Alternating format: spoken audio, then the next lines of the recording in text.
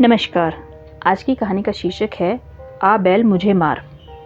ये पंचतंत्र की कहानी का चौथा भाग है।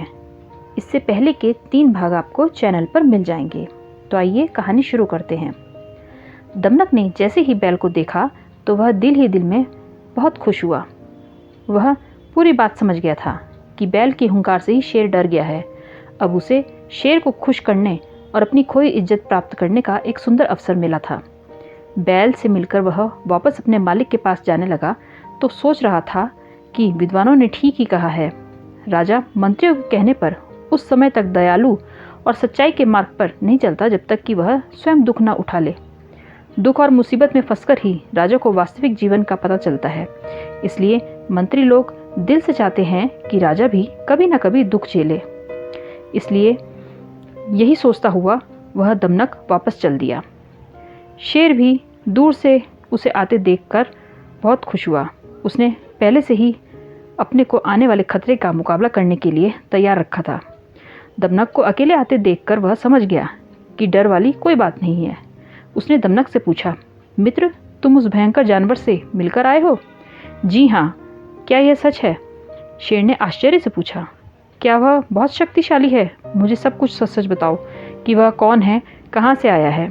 महाराज, यदि आप कहें तो मैं उस भयंकर जानवर को भी आपकी सेवा में लगा दूं। दमनक हंसकर बोला। पिंगलक ने एक ठंडी सांस भरते हुए कहा, क्या वह हो सकता है? महाराज, बुद्धि से इस संसार में क्या नहीं हो सकता। किसी ने सत्य कहा है कि बुद्धि द्वारा जो काम बन सकता है वह हथियारों से भी नहीं बन सकता। यदि ऐसा तुम कर दिखाओगे दमनक, तो मुझे बहुत खुशी होगी। वैसे मैं तुम्हारी बातों से बहुत प्रभावित हुआ हूँ। मैं आज से तुम्हें अपना मंत्री बनाता हूँ। आज से मेरे सारे काम तुम ही देखोगे। धन्यवाद महाराज। मैं आपको वचन देता हूँ कि आपकी सेवा सच्चे दिल से करूँगा। आप मुझे आशीर्वाद दें, मैं उस भयंकर जानवर को आपके रास्ते से हटा दूँगा। आओ दमनक, चलो उसके पास जाओ। मेरी शुभकामनाएं तुम्हारे साथ हैं। दमनक ने पुराने मालिक और अपने खोए हुए पद को पाकर अत्यंत खुश होकर वहाँ से प्रस्थान किया। वह वहाँ से सीधा उस बैल के पास पहुँचा। जाते ही उसने बैल से कहा, ओ दुष्ट बैल, इधर आ। मेरा मालिक पिंगलक तुझे बुला रहा है। उसकी बातें सुनते ही बैल ने आश्चर्य से पूछा, बंधु, पिंगलक कौन है? अरे, क्या तू पिंगलक को नहीं जानता? कमाल है, तुझे इस जंगल में रहकर भी ये नहीं पता कि पिंगलक नाम का शेर इस जंगल का राजा है। आज तक तू उसे प्रणाम करने भी नहीं गया। यही कारण है कि महाराज ने तुझे अपने दरबार में हाजिर होने का हुक्म दिया है। बैल उसके मुंह से शेर की बात सुनकर डर सा गया, किंतु फिर भी अपने को संभालता हुआ बोला, देखो मित्र, यदि तुम मुझे अपने मालिक के पास ले जाना चाहते हो तो मेरी रक्षा की सारी जिम्मेदारी तुम पर ही होगी। हाँ हाँ मित्र, तुम ठीक ही कहते हो। मेरी नीति यही है, क्योंकि धरती, सागर और पहाड़ का अंत पाया जा सकता है, किंतु राजा के दिल का भेद आज तक किसी ने नहीं पाया। इसलिए तुम उस समय तक यहीं पर ठहरो जब तक मैं अपने मालिक से सारी बात करके वापस ना आ जाऊं। ठीक है मित्र, मैं तुम्हारा इंतज़ार करूंगा। बैल ने हंसकर उत्तर दिया। दमनक बैल को वहीं छोड़कर खुशी से छलांगे लगाता हुआ फिर शेर के पास पहुंचा। शेर भी अपने मंत्री को आते देखकर खुश था। उसने पूछा, कहो मित्र, क्या खबर लाए हो? महाराज, वह एक बैल है, मगर कोई साधारण बैल नहीं है। वह तो भगवान शंकर का वाहन बैल है। स्वयं शंकर जी ने उसे इस जंगल में घास खाने के लिए भेजा है।